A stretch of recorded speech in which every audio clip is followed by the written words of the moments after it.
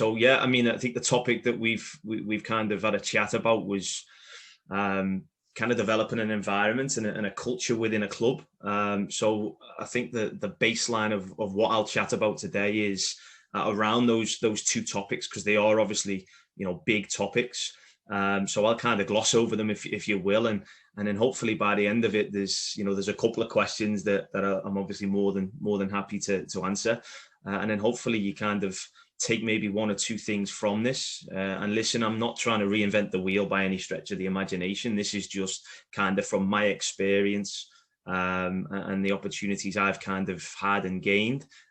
So again, I'll kind of give you a little bit of background of where I'm from, you know, where I've been and kind of moving forwards and stuff like that. So again, if you want to pop questions as you go along, just in the chat, and then we can answer them at the end. Just a little bit of a brief bit about myself. I don't really like talking about myself. This is probably the worst part of the presentation, but I'll kind of gloss through it. Started coaching at 17. Currently 31 years of age, but if I have a full shave, I usually look about 18. So I try and use that to claim for my advantage. Passed my UEFA A license in early 2019, and again, like all coaches, still learning. Don't claim to kind of collect certificates. Just want to learn and practice and develop and take as many ideas as I can from different people and build my own philosophy and things like that moving forwards. Just a couple of other qualifications I've kind of done around the world. And experience, I think my advantage over a number of kind of coaches in my position at my age is that when I was younger, I kind of the plan was to go abroad and get some experience. So I ended up taking a job in Australia at a young age, early 20s. So I took a coaching job out there. Thoroughly enjoyed it. Fantastic country, fantastic people, and it was just a really different way of seeing the game, to be honest. So I kind of took that exposure and that opportunity, and then took up a football development role over in the UAE. So I was based out of Dubai, but kind of worked in Abu Dhabi.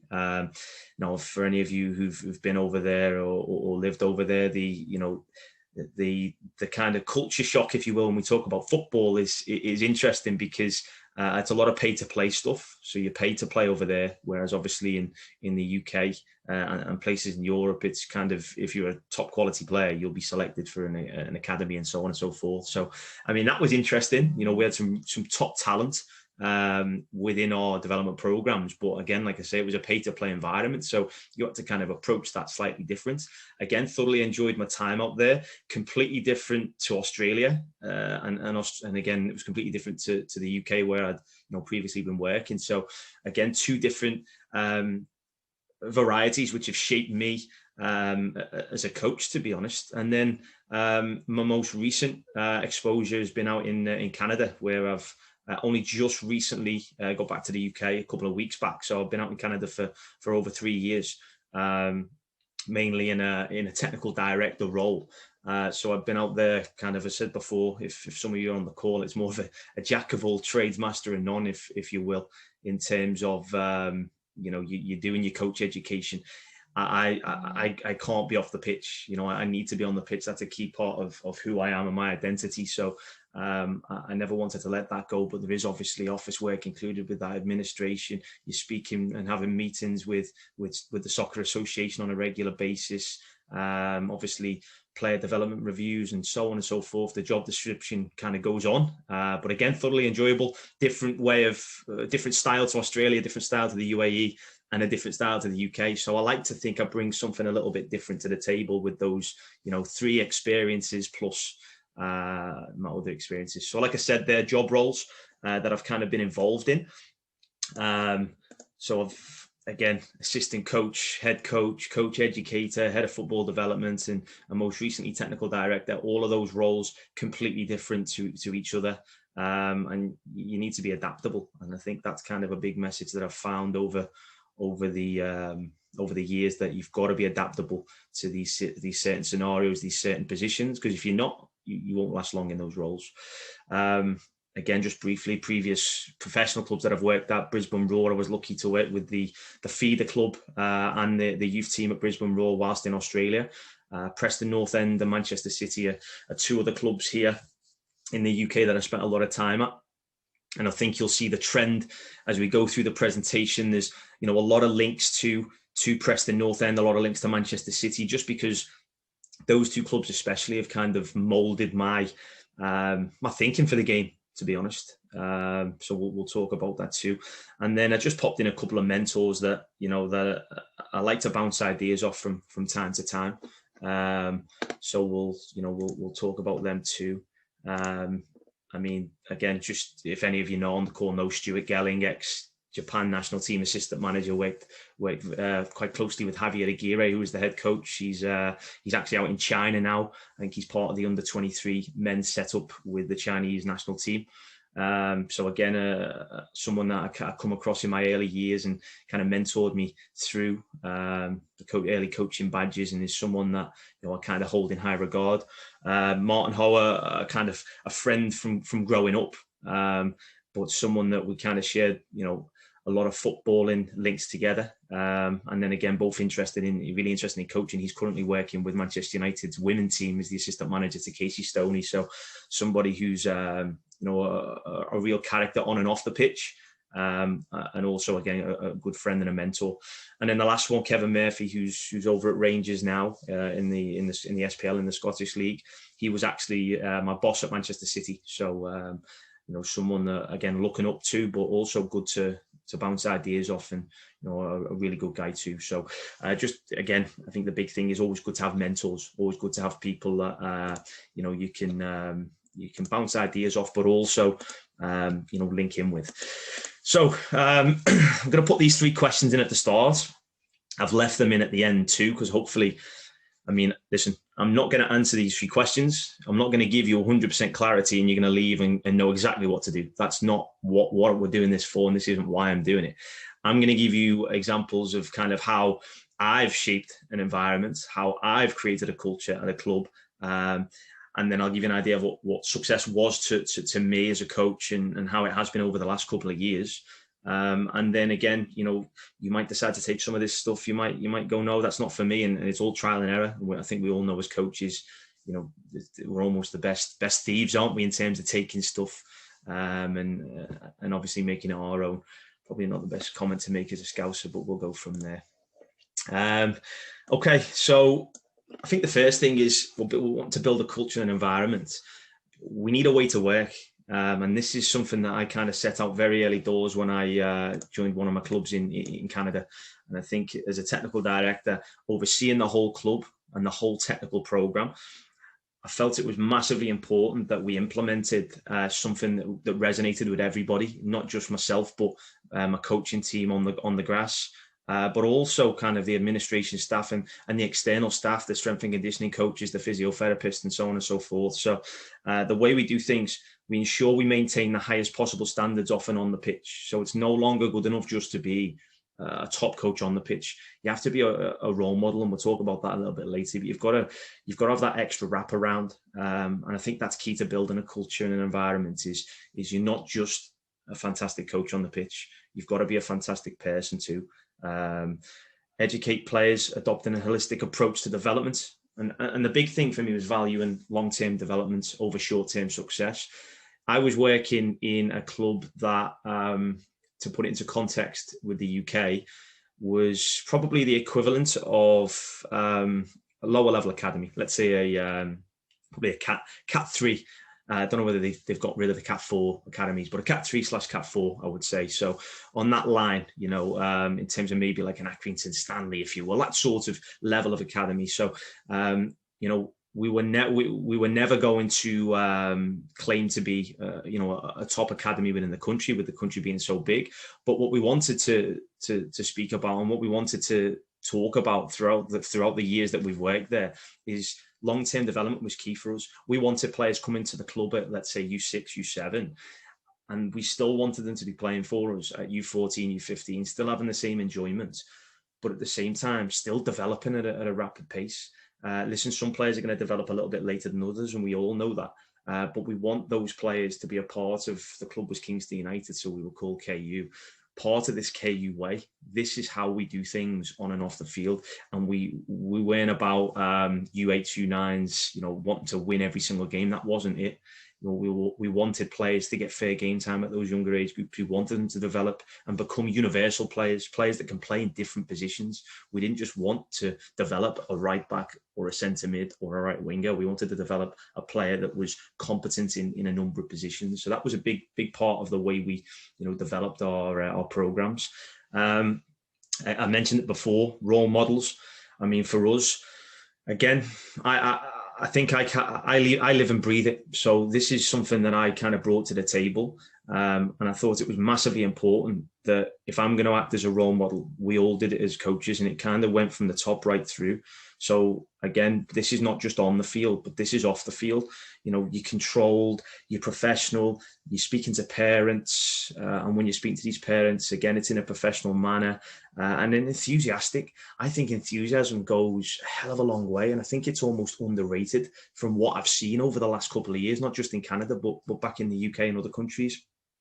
An enthusiastic coach is massive. It really, really is. And especially with those younger age groups, if you're enthusiastic as a player, as a coach, those players are going to feed off that enthusiasm. And I find that was something that we always looked for when we were looking to employ and bring in younger, coaches for the younger age group. Someone who was enthusiastic, because it really, really does bring that love of the game out for those players. Must work across the whole team and play an active part within the team. No space to carry passengers. These coaches that we're bringing in and these players that we're bringing in, and then parents and so on and so forth, anyone who was part of the club knew that they were part of the club in a whole. They weren't just pigeonholed to a certain position. If you're a player coming in to the U10s or the U12s, so let's use U12s for example, there's always opportunity to go and play up with U13s. There might even be there might be times where you need to go and play down because of size, because of a number of things. And there was these things that, it wasn't just I play for the U12s, that's me, done and dusted, bang, and I'm gone. There was variety to your role as a player. Again, with the coaches, I like to have some coaches working with a U9 team, but then, maybe have them out the comfort zone and let them take a U15 session or a U18 session. And then we're talking about developing that actual coach and their skill set even more. Take pride in your work. So plan, do, review. I think this is a big thing. I think I like to plan my sessions. I think that's a massive thing. And we'll talk about that a little bit later in terms of, how we plan those sessions. But I like my things in order. So I'd plan it, I'd do it. And the review for me was the most underrated thing. I mean, that was something I've been working on for the last 4 or 5 years in terms of reviewing my own sessions, reviewing obviously other coaches' sessions, because I never used to do it, not as much as I'd like to. And the importance of it is actually it's really ringing true at the moment, because when I get out on the pitch now, this is part and parcel of my session. I no longer plan my session, deliver my session and go home. I plan my session, I deliver my session, and I'll spend a good hour or maybe more, depending on the level of the session, just reviewing on certain things and linking in with maybe a coach or a spectator that was there that evening watching the session, just to get some feedback. I think that's really important. I think even feedback from maybe someone who's got no involvement, in the session, got no involvement in football per se, just watching the session. It's just good just to again to take on that information. We ask the coaches to embrace challenges and accept failing. We also ask the players to do the same. It's a place for us to grow and develop. So I think it was huge that we asked these. It's easy enough to say for the players, go and embrace the challenge, but coaches accept failing. I think too many people are concerned about failing. Listen, we're going to fail. I fail every day. I think we all fail every day. But it's about, after that failure, how do I progress and how do I kind of push on? And I think that was a huge part of it. If we could accept failure, we could then build that culture, that environment. And again, we'll talk about that shortly. And this was the big one for me, I think, that I included. And the reason I included it is because I think it falls by the wayside. How many times do you turn up to a training session, coach the player, and then go home? And there's no wraparound to that. Build a rapport, not just with the players, but with parents, with fellow staff. It's got to be it's got to be a family. we wanted, and our plan with this, with the environment we were setting, is that parents turned up to drop their kids off, and we wanted the parents to stay. We didn't really want the parents to drop it off and go to the supermarket or anything like that. We wanted them to be there. We wanted them to be interacting with other parents. We wanted the parents to be interacting with the coaches. We wanted the players to feel part of something, and that was a huge thing. And then fellow staff as coaches, make friends with these people. These can be very, very valuable in your learning journey, in your process.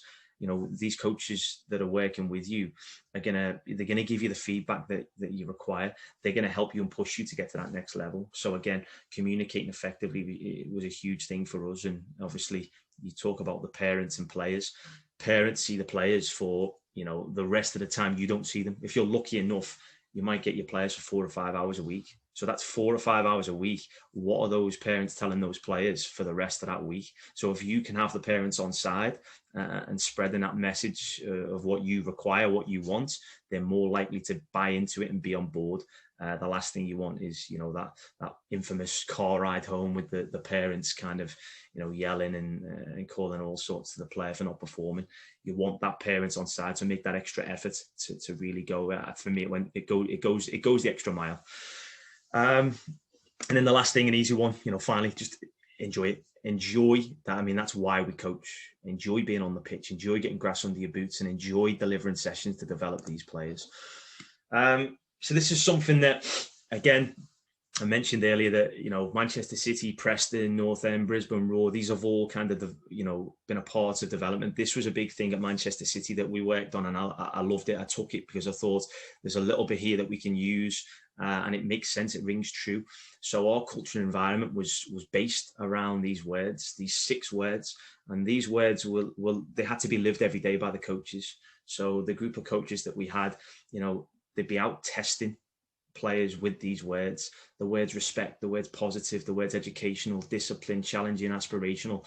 All words, but they meant something, they mean something, and those words can be rung true within the sessions.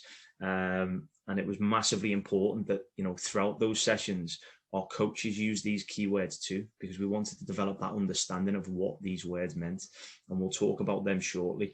But I think it's massively important that these sort of tag words weren't just tag words. They meant something, not just to the coaches, but the players too. And if the coaches lived and died by this kind of word and these terms within their sessions and included them in the sessions, it was more likely that the players were going to use them too. And then obviously, once we're trying to develop this culture and this environment, these words, really, really do mean something. So with that saying, those group of words that we kind of come up with, like I said, respect, positive, educational, discipline, challenging, and aspirational. We then sat down, 3 or 4 of us as a group of coaches, and spoke about the methodology.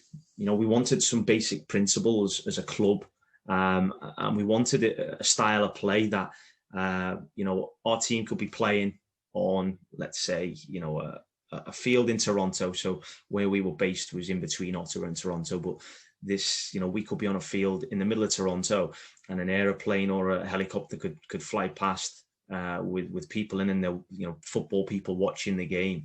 And as they're watching from the sky, they don't need to know what colours we play in. They don't need to know what our team name is. They just know it's us by our style of play. So this was a big part for us. We wanted to, this was the first thing that was on the board when we kind of walked in. The coaches agreed that they want to play good stuff. They want to play good football. They want to play beautiful football. So what is that? Because, we talk about that with the Guardiolas. We talk about that with, Jurgen Klopp and all of these top managers. Maybe not so Mourinho. He likes to park the bus a little bit, doesn't he? But playing beautiful football, dominating the ball with purposeful possession. We want to be in possession of the ball. So this went from U8 right up to the U18 team. So this was a big part of the way we play. It wasn't just for the U18s. It was right through from U8 upwards. Be in possession of the ball, dominate the ball, play through the thirds of the pitch. And we kind of, as the ages got older, as the groups got to the 12s, the 13s, the 14s, we then started talking about that rotation in midfield. It might even be rotation of the fullback drop kind of coming inside, winger dropping in. It might be that the fullback drops in and the centre mid comes out wide, and lots of different rotations and movements, the intelligent part of the game that we wanted to kind of incorporate within our style of play. We were a possession-based team. We wanted to be in possession of the ball, like I mentioned before. You'll see that link to the styles of Manchester City and Preston North End to the extent that a lot more a few years ago when I worked with them. But we wanted possession with balance, be ready to attack, but most importantly, be ready to defend. I think if you look at the Liverpool in the last 18 months to before that, I mean, I'm an Everton fan, so it does pain me to say this, but I think the big change Jurgen Klopp made was he adapted his team when they were out of possession. When they were in possession. He adapted his team when they were in possession. Defensively, they were all over the shop. Prior to 18 months, the last 18 months, granted, they've been absolutely fantastic. But before that, they'd score more goals than the opponents. That was kind of the aim. They'd be beating you 4-3 or 5-3 or 6-1 or 6-2. And they'd always concede a goal. They'd always be susceptible to conceding a goal. And I think looking at the way Klopp and his coaching staff have adapted the team when they've got the ball, they almost kind of left Henderson a little bit deeper this time. And that allowed Alexander-Arnold to kind of bomb on. And I think Alexander-Arnold struggled recently just with missing the likes of Van Dijk and Henderson. So I think adapting your team not just out of possession but in possession can have a massive effect on your team performance. Just to briefly go through those quick transitions defensively and offensively, be comfortable in 1v1 situations. That was huge for us. This was something that there's a number of styles. We've seen the curver style, I'm sure, in the past, and being comfortable in a 1v1 situation is massive, especially at these young ages. There's so much that you can teach within those scenarios. We talk about it all the time, but if I can win my individual battle against you, if our left back can win his individual battle against their winger, if our centre-back can win his individual battle against their striker, and then if our centre-mid can win his individual battle against their centre-mid, chances are we're probably going to win the game. Like that's as plain and simple as it is. So we really did home in on the importance of 1v1s, not just when we had the ball, but obviously when we didn't have the ball too. And we spoke about the attacking side and the defensive side. And obviously, I think the big thing for us was we didn't really go into too much detail when we were coaching our attacking teams at the older age groups, because that's when we felt that creativity was key. That was huge for us.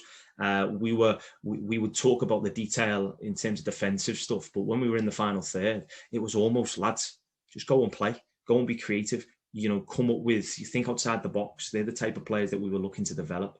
In terms of the defensive side of the game, yet we were organised, and yet we tried to be compact when we didn't have the ball, and when we had it, we'd get wide and we'd look to get on the ball. But I think from the attacking side of things, we actually didn't do too much in the way of coaching per se. It was almost, be creative when you get that opportunity. I've just kind of rambled on about the creativity in the final third. But I think the big thing to finish was making effective decisions when under pressure.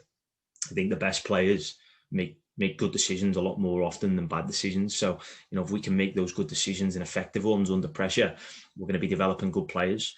So that was kind of they were our principles that we live by. I live by them day to day. And I expected all of our coaching staff to live by them too. And I think now, hopefully, you're starting to see, if we have these things in place, like a methodology, some principles to live and die by, then, the parents were given this information too. Listen, whether they chose to take it on board or not is another matter, but that's fine. They were given this information. This was presented to them. And then hopefully they will have seen the progress over the years of how we do this, because I'll go back to building a culture and environment. That doesn't happen in a month. That doesn't happen in 6 months. I think building a culture and an environment takes time, and we'll talk about that a little bit later. You can't just click your fingers and then you've got this fantastic setup. There's people working hard, and it's that old saying is that Rome wasn't built in a day, and I think this is the same kind of setup too. Again, to go with that, I think we have many groups. So I'm talking kind of from experience, but with our club, we had 7v7, 9v9, and 11v11. So in our 7v7 side, we took away the 7 and the 2, and we took away the 11 and the 5. So fullbacks and wingers out, and we still played with this formation through the middle. So keeper, 2 at the back, 6 holding, 8 and 10 a little bit higher, and the 9 played. Obviously, when we moved to 9v9, we were a little bit braver, and this was kind of, this hadn't happened in Canada before. They'd not, well, I say Canada, this hadn't happened in Ontario where we were based before. They hadn't seen this style of play in terms of, we removed the fullbacks and we actually still played with 2 defenders. So in a 9v9, we had 2 at the back. We allowed the 6 to drop in when we lost possession, but really we wanted the 6 a little bit higher up. And then we kept our wingers in, and we were quite, well, I hope that links to what we mentioned before, quite an attacking outfit. So that was kind of our plan moving forward. Then 11v11, you just drop the fullbacks in, and there you set up. So the message was, if we're talking about building a culture and environment, if you ever got promoted to an older age group, and if it was a crossover from 7v7 to 9v9 or 9v9 to 11v11, you knew how to play, you knew the style of play, you knew where to fit in. And we worked on the number system that, you know, you were a number 2 or you're number 5, 3, 4, whatever that be, you were a number rather than a position. Because I don't know, I suppose it's not too bad in the UK, I know that, but in Canada for sure, in North America, the amount of different names they've got for a fullback is incredible. Like fullback, outside back, all of these names, and there's 6 or 7. And the poor kids, you know, I'm saying poor kids, the 16, 17-year-olds didn't know whether they were coming or going either, because one coach is telling you to play as an outside back, the other is asking you to play as a fullback, wing back, just all these names. So to keep simplicity and to build that, you were just, there was a number, and every player, if you joined the club, you were given a number system, and that was your job to learn that within a week. So that when you turned up to training, it was used and enforced by the coaches too. So that was a big part of our, you know, our culture. You know, you basically, it was understand your role, understand your responsibilities in each of these positions. Another key part, educate players what is expected of them in each of that role. So that was the coach's role. So each coach, it was expected of them that every player knew the roles and responsibilities of every player on the pitch. So they should, if I'm playing as a number 2, I should know the roles and responsibilities of my number 7. I should know the roles and responsibilities of my number 8, 10, 6, 11, whoever that be. And if I don't, how can I give effective information and how can I give effective communication and give information to my teammates if I don't know the roles and responsibilities? The answer is I can't do that. So I need to be educated as a player, and I need to understand these roles and responsibilities. And by knowing these roles and responsibilities, the performance is only going to get better, because I understand the roles of the number 6. I'm playing as a 2, and I understand your roles as a 6. You understand my roles. So if I'm actually not doing one of my roles, or I'm a little bit lost within the game, you can actually help me, because you know my roles, you know where I should be with the ball, and you know where I should be without the ball. So I think that's a massive thing. And it was almost again, the environment we were trying to create was no excuses. There's no excuses environment. You know, you should know, you know your role, but you know your teammate's role, and it was open. You know, it's not, oh, I'm a number 2 and I know everything. That's my role and that's all I need to know. No, get out your comfort zone. Get out your comfort zone, because you've got to understand the roles and responsibility of everyone in your team, and we'll hold you accountable to that. We will, and we did, and that was a big part too. And then lastly, I'll go through this in a second, but refer to these numbers and qualities in every training session. I think it's hugely important that there's clarity there for every individual. And kind of going through there, we had, you know, player profiles for every player. I'm not gonna kind of go through every single technical, tactical, physical, and mental attribute within here, but I'm sure you kind of get the drift. Every player had a player profile. They knew their roles and they knew their responsibilities, technically, tactically, physically, and mentally. We wanted our goalkeeper to play a little bit. We also obviously wanted our keeper to be decent when we didn't have the ball. That was a couple of things. You know, this kind of stuff, the player profile wasn't aimed at anyone below U12, but we still handed it out to players younger than U12 because we just wanted them to see it. We wanted them to access the technical detail, the tactical detail, the physical detail, and the mental detail. We weren't worried about at the younger age groups, but certainly the technical and tactical. I think that's huge. Again, our fullbacks, we wanted our fullbacks a lot higher. You watch some of the best teams now. Again, like I mentioned, it's going to pain me to say it again, but the likes of Liverpool, Alexander-Arnold, Robertson. I mean, you can go to another top-class team like Everton. No laughter there. Digne as a left back. Coleman as a right back. But I mean, let's go to the best teams. You know, obviously Alphonso Davies at Bayern Munich as a left wing back. And we could go on and on with stuff like that. But these players, we wanted them to be dynamic. We wanted them to get up and down the pitch, but we also wanted them to be able to defend in a 1v1 situations. We want you to attack, but we also want you to defend as well. Our 3 and 4, our centre backs, we wanted technicians there. I think the message from us early doors was we wanted to play out from the back. So our centre-backs needed to be competent on the ball. There was a stigma attached to a central defender, which I'm sure still stands around the world, but especially in the area we were in, a central defender just boots the ball long. That was the kind of message that previous people in the roles had passed down. But I wasn't standing for that. I wanted comfortable players on the ball. So the message to the younger players was, if you play as a 3 and a 4, you're actually going to get more of the ball because you're going to receive it off the keeper and you're almost going to be able to dictate play.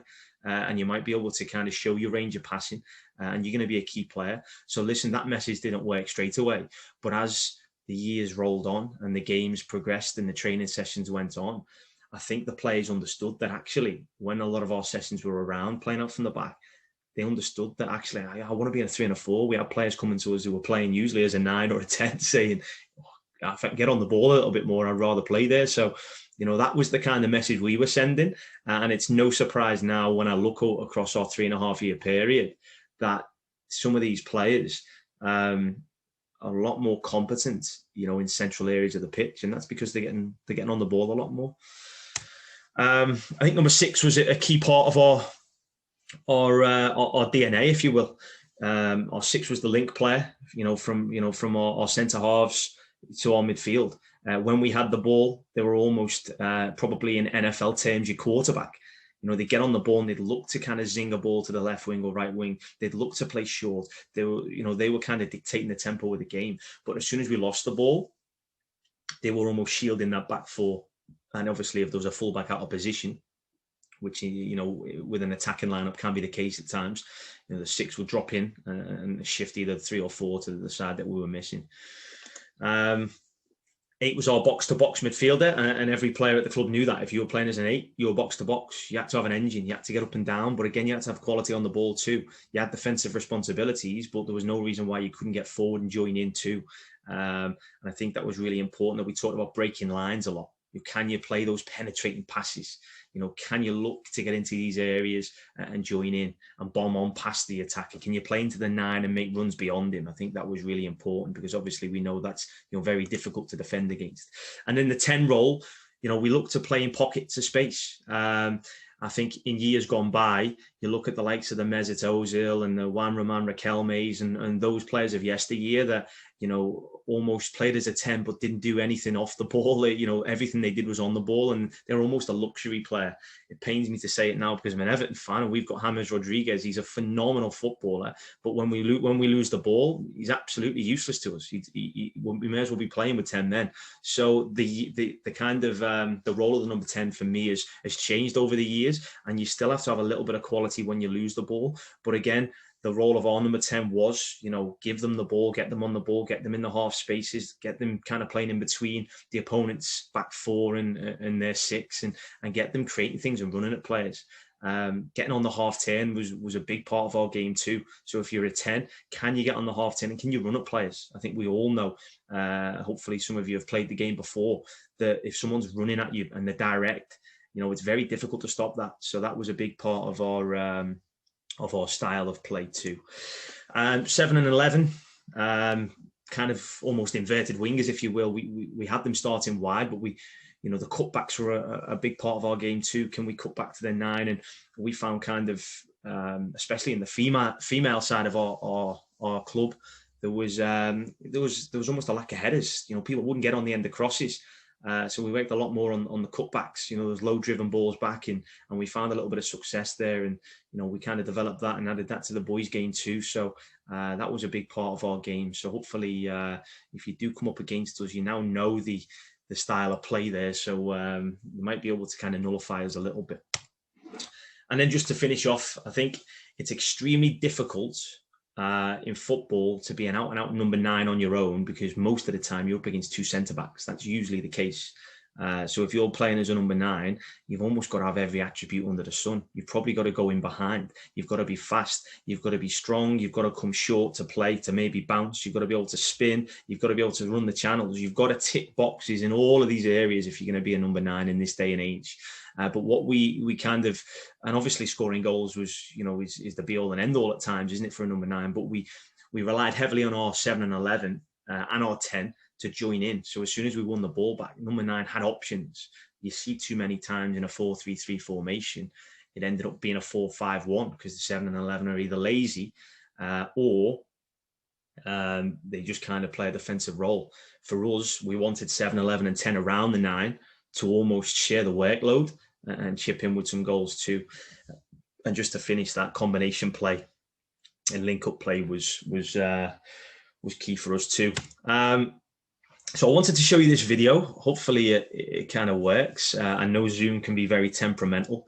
I think I've had about 1,000 Zoom calls in the last month. So Zoom seems to be the big thing at the moment, doesn't it, with the pandemic? So we'll give it a little go. I know it can be quite temperamental, Zoom, but I think the question that I'm asking is, how can we develop effective communicators? It's something that I'm still, to be honest, trying to find an answer for, and I'm actively looking for, because I think if we can develop effective communicators, and not just communicators, effective communicators. And the reason I say effective is they've got to give good information at the right time. And as we all know, football is played in moments. Football is split-second decisions. And if you can effectively communicate this detail to your teammates, the outcome is going to be far greater for your team. So I found this video, come across this video a couple of months ago. I think it's, again, I almost feel like I'm coming across as a Liverpool fan here, but it's just the detail that's in this. So Jordan Henderson is, hopefully I can share the sound on it as well. There we go. Jordan Henderson is, it's against Atlanta. So let's give this a little watch. I mean, you don't even need to watch it. Just listen to what is said.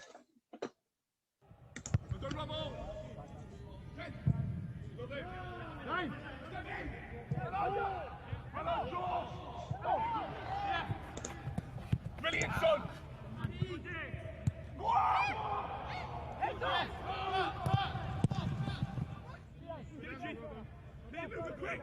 Keep it moving.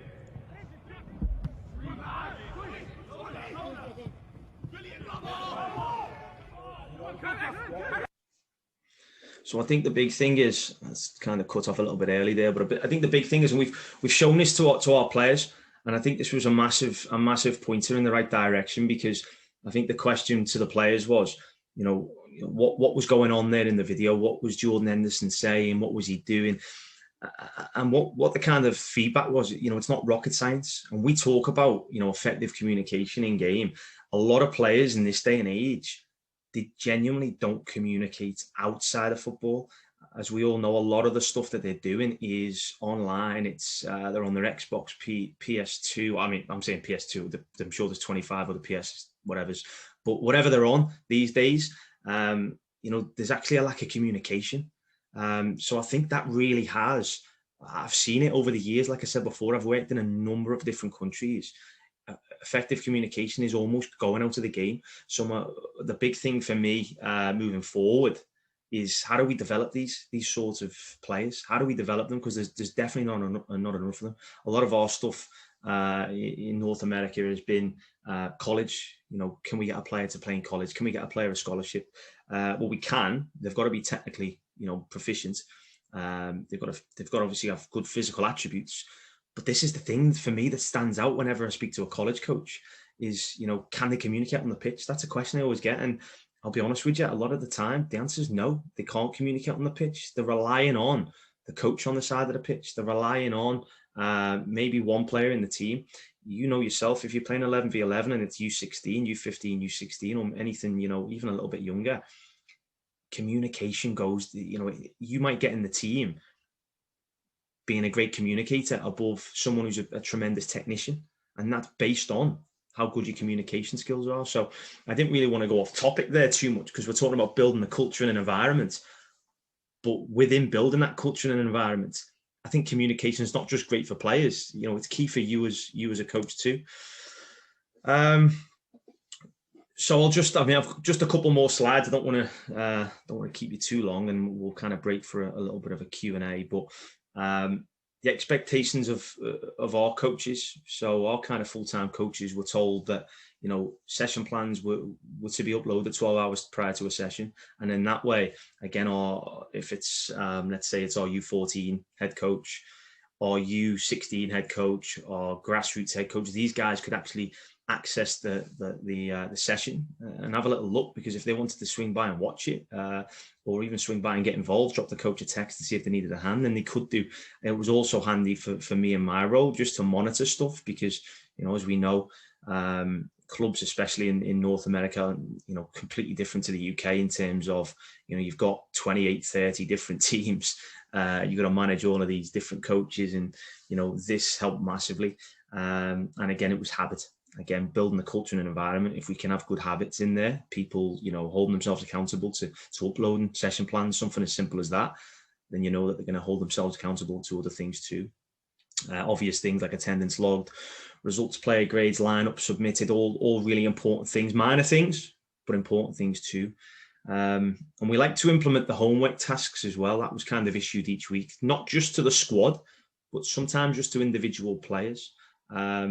Because again, I think the big thing when you're building this culture and environment is the players that arrive at your club, where they arrive at your training ground or wherever they arrive, wherever you're training, once they're dropped off, you've got to know that player. You've got to know how they tick. You've got to understand. You've got to have that personal relationship with that player.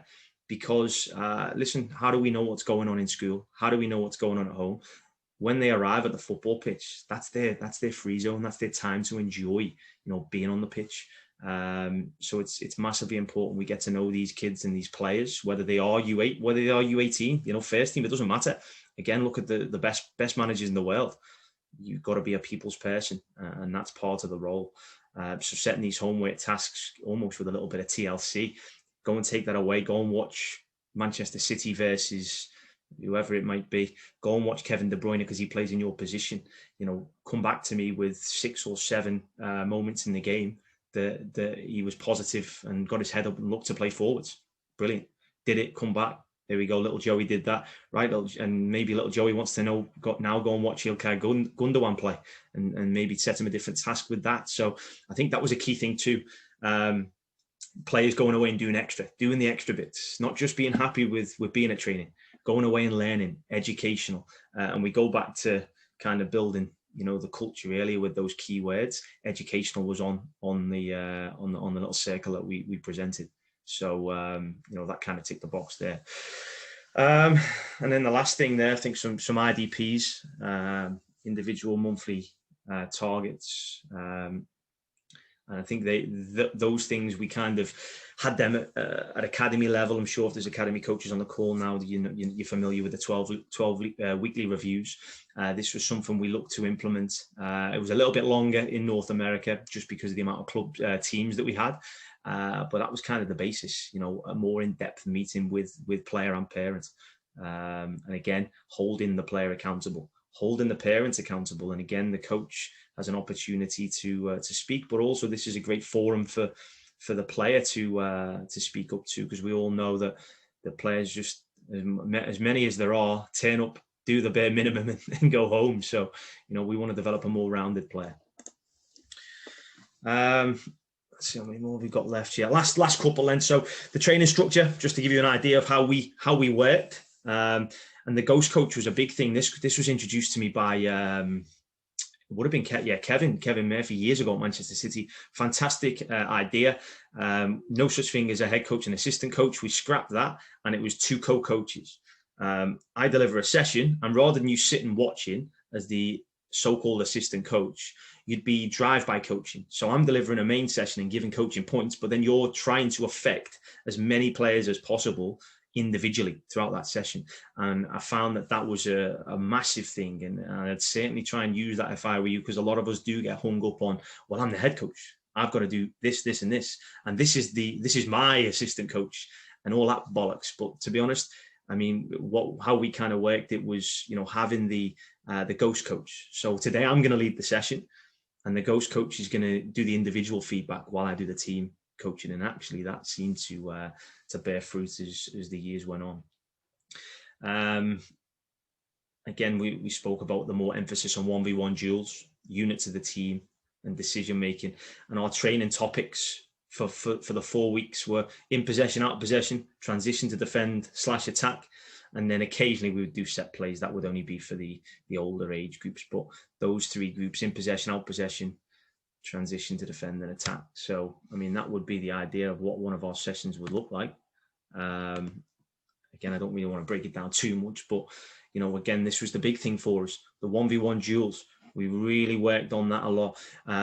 There's people who sit on the fence with the technical stuff. There's people who sit on the fence and just want just game-related stuff. I believe that there's a time and a place for all of these things. So did every single session look like this? No, of course not. Of course it didn't, because we're not living in the perfect scenario. But what did happen is there was a need sometimes to go over heavy on the technical practices. There was a time and a need for us to go over heavy on the 1v1 stuff. There was a time and a need sometimes for us to actually do some possession and reaction stuff. And that we managed that as a coaching group from time to time.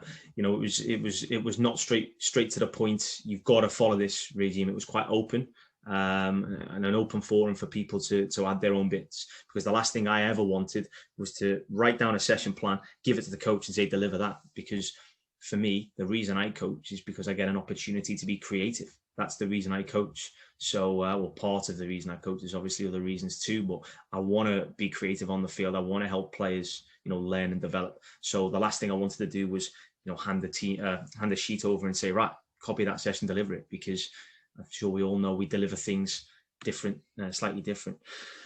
So there's just an example of kind of a structure that we would work from.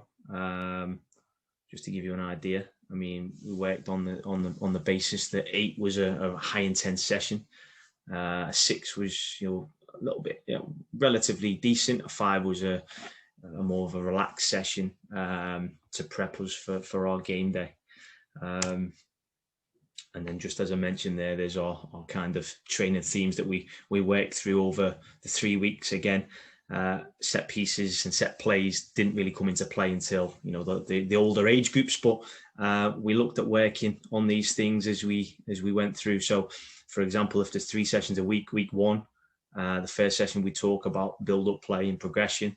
The second session within that week, we talk about the head, you know, beginning the press.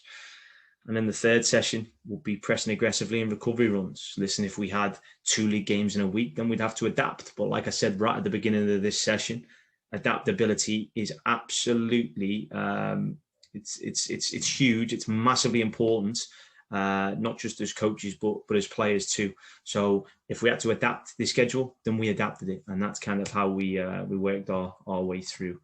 So just to finish off, a bit of a match day protocol, just to give us an idea of what our roles and responsibilities were as coaches on a match day, but also to go alongside that, again, holding people accountable, culture and environment.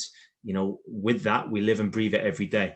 And the coaches had to kind of follow where we went. Timekeeping and organization, these things sound simple, but they've got to be implemented on a regular basis. As soon as people start to slack off, it becomes noticeable. And then that taints that environment that you're working in. Structured warm-up as a team, intensity levels, all kind of key things here. Performance is first for us over results. There's plenty of times where I'd have parents coming to me, oh, we lost 1-0. You know, my son's unhappy. He wants to leave. Brilliant. Okay, leave then if you're unhappy about losing 1-0. We played fantastic. We moved the ball around well. We got on the ball in good areas. We were lacking a goal, but there's an opportunity the next game we play, you know, to add that to our game. So if you're unhappy, this might not be the club for you, unfortunately. Conduct during games.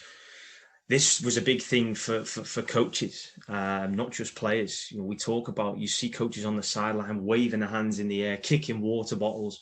You know, what sort of example is that setting? Is that setting an environment where you want your son or your daughter to play at that club? Not for me. Encouraging, specific. I think being specific in games. How many times you hear those terms, you know, get rid, or, you know, it might even be something simple as, you know, press. Well, okay, we know you want to press, but where do you want to press? What angle are we going? What side of the pitch are we going? Give details, be specific.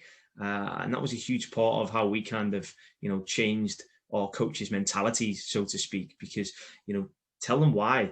Don't just give information. Give information, but give a reason. Help these players out because they want to understand and they want to be educated. And then this was a big thing that I took from a couple of clubs I've been at, was the role of the substitutes. How many times you see your subs, especially at the younger ages, on a cold day, just sitting on the bench?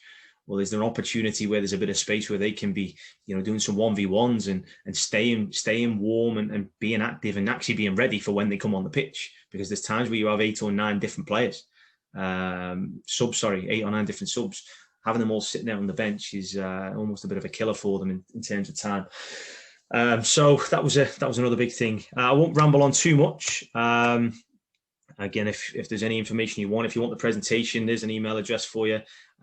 Feel free to drop me a line on Twitter if needs be, and get in touch with me.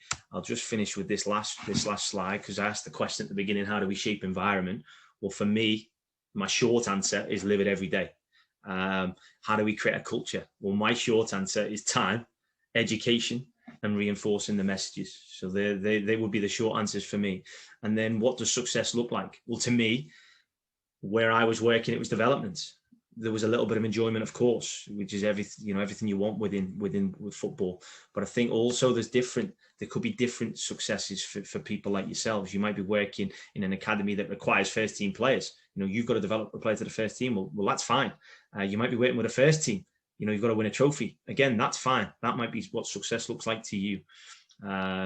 But again, these are kind of just a couple of things I jotted down. So I suppose we'll open it up to questions, guys. There's quite